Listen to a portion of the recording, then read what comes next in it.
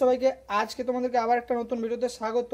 তো আজকের এই ভিডিওতে আমি একটি গুরুত্বপূর্ণ বিষয় তুলে ধরার চেষ্টা করব, বিশেষ করে যে জঙ্গলমহল মানভূমের তথা পুরুলিয়ার একটি গুরুত্বপূর্ণ ঐতিহ্যবাহী উৎসব হলো এই টুসু পরব। তো এই টুসু পরবেরই একটা গুরুত্বপূর্ণ অংশ হচ্ছে চৌড়ুল। তো গতকালকে সংবাদ প্রতিদিনে একটি নিউজ আর্টিকেল বেরিয়েছিল যে এই সময় চৌড়ুল শিল্পী যারা তারা অনেকটাই আগের তুলনায় বিক্রির পরিমাণটা কমেছে এবং চৌড়ুলের যে তৈরি জিনিসপত্র বা সামগ্রী সেগুলোর দামটা কিন্তু অনেকটাই বেড়েছে।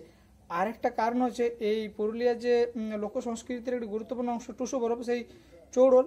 আজকালকার দিনে যদি আমরা খেয়াল করি তো আজকালকার ছেলেমেয়েরা অনেকটাই উদাসীন এই ঐতিহ্য সংস্কৃতি নিয়ে, এবং সেই কারণে যে চৌড়লের সংখ্যাটা কোনো গ্রামে যদি আজ থেকে 5 বছর আগে 20 থেকে 25টি পরিবার এই চৌড়ল তৈরি করতেন বা চৌড়লের সঙ্গে যুক্ত ছিলেন, তারা কিন্তু এখন অনেকটাই কমে গিয়ে একটি বা দুটি পরিবার একজন দুজন শিল্পীতে এসে ঠেকেছে। তো এই চৌড়লের পরিমাণ বিক্রিটা অনেকটাই কমেছে। এখন যদি আমরা গ্রামের হাট দিকে যাই, ঝাল্লা, তুলি, কাঁসাইয়ের পার্শ্ববর্তী এলাকা বা পুরুলিয়া জেলার প্রত্যন্ত এলাকাতেও যদি আমরা দেখি, সেখানেও কিন্তু চৌড়লের সংখ্যাটা বা পরিমাণটা ততটা এখন আর দেখা যায় না যতটা আগে ছিল। অবশ্যই সেদিকে আমাদের নজর দেওয়া উচিত, নিজেদের ঐতিহ্য সংস্কৃতি এগুলো টিকিয়ে রাখার জন্য। না হলে হয়তো এক সময় দেখা যাবে এগুলো সব বন্ধ হয়ে যাবে।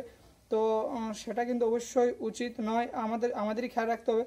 এবং এই যে শিল্পীরা রয়েছেন বা তাদের কাছে যদি আমরা সেই কথাগুলো জানতে যাই, তো অনেকগুলোই তারা বিভিন্ন কারণ হয়তো আরও বলতে পারবে ভালো করে যে ব্যাপারটা কি ঘটেছে।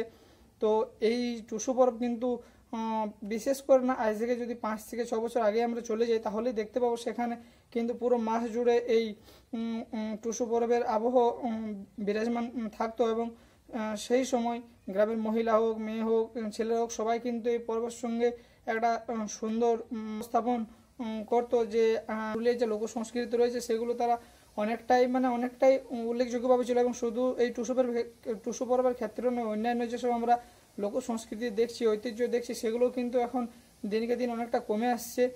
সেই দিকেও খেয়াল রাখা উচিত বলে আমার মনে হয়। ছৌ নাচ, ঝুমুর নাচ বা আরও আছে যেগুলো নাটুয়া নাচ, আরও অনেক কিছু আছে যেগুলো অবশ্যই টিকিয়ে রাখা প্রয়োজন। এখন তো নাটুয়া নাচ প্রায় দেখাই যায় না এই ক্ষেত্রে। এবং আরও অন্যান্য যে বিষয়গুলো রেখেছে সেগুলো অবশ্যই খেয়াল রাখা উচিত এবং এই উৎসবগুলোকে টিকিয়ে রাখা উচিত ভবিষ্যৎ প্রজন্মের কথা মাথায় রেখে। আজ আর বিশেষ কিছু বলছি না, আজকের মতো এতটাই ছিল। নমস্কার।